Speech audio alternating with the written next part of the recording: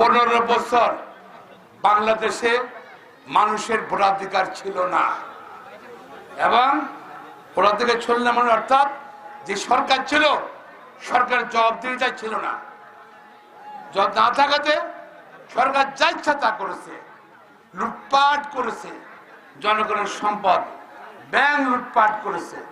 দেখেন এত ফেরেস্তা ফেরেস্তা কথাবার্তা বলতে সবসময় বলছেন কি শাহীন ওসমান কেছে না, বলছেন আমার নেত্রী তাজে নামাজ পড়ে নাকি, হ্যাঁ হ্যাঁ শেখ হাসিনা তাজ নামাজ পড়ে, কিন্তু ওনার দেশের পত্রিকা আসছে কি, পত্রিকা আসছে 300 কত কোটি টাকা, 364 কোটি টাকা ওনার, না 64 কোটি, 98 কোটি টাকা, 94 কোটি টাকা জব্দ করছে আপাতত, আরো আছে নাকি। তো এই অবস্থা, এটা শুধু উনার না, আওয়ামী লীগের নেতা ধরলে 100 কোটি টাকা, 1000 কোটি টাকা। কার টাকা? জনগণের টাকা লুট করেছেন আপনি। আপনি শেখ হাসিনা, আপনার ছত্রছায়া, আপনার ক্ষমতার প্রভাবে বলয়ে তারা থেকে তারা জাতীয় সম্পদ লুটপাট করেছে, ব্যাংক লুটপাট করেছে। আপনি মানুষ সমালোচনা করতে পারেনি, পত্রিকা সমালোচনা করতে পারেনি, মিডিয়া কোনো গলা চিপে ধরে রাখছেন। আপনি কোনো কথা বলা যাবে না আওয়ামী লীগ সরকারের বিরুদ্ধে, বিচার বিভাগ কিছু করা যাবে না।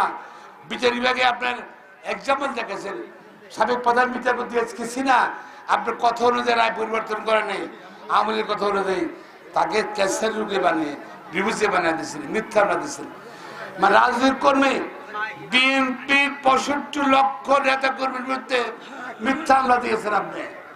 আপনি শুধু তাই নয়, আমাদের মনে খালি করে গেছে, লুটপাট করছেন, লুট হয়ে গেছে, গণতন্ত্রকে হত্যা করেছেন আপনারা, মানুষকে হত্যা করেছেন আপনারা, কিন্তু বিচার হয়নি, মানবাধিকার লঙ্ঘন করে বিচার হয়নি।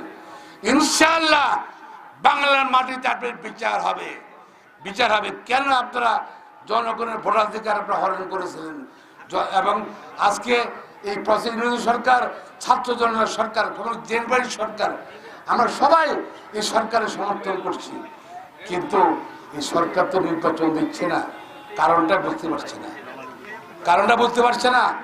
এই জন্য আমরা অনতিবিলম্বে চাই এই সরকার অনতিবিলম্বে নির্বাচন দেবে, জনপ্রতিনিধিগত ক্ষমতা হস্তান্তর করতে হবে অনতিবিলম্বে, এবং যারা যারা জনসমর্থন নাই তারাই সরকারের পরামর্শ দিচ্ছে যে তারা জানে যে নির্বাচন হলে তারা হেরে যাবে, তারাই সরকারের পরামর্শ দিচ্ছে নির্বাচন বিলম্বিত করে, দেরি করে, এখন নির্বাচন দেওয়ার দরকার নেই। আমি প্রতিনিধি সরকারকে অনুরোধ করবো, তাদেরকে ইগনোর করেন, তারা জনগণের পক্ষের লোক না, জনপ্রিয় না, তারা জনগণের ভোট পাবে না দেখেই তারা আপনাকে অ্যাডভাইস করতে, সরকারকে পরামর্শ দিচ্ছে ভোট না করার জন্য। কিন্তু যত দিন যাবে যদি ভোট না দেওয়া হয় তাহলে সরকারের প্রতি জনগণের অনাস্থা চলে আসবে, সে হিসেবে কিন্তু আমরা সবাই ক্ষতিগ্রস্ত হব, দেশ ক্ষতিগ্রস্ত হব। কারণ এই সরকারের সফলতার সঙ্গে জাতির সফলতা আছে।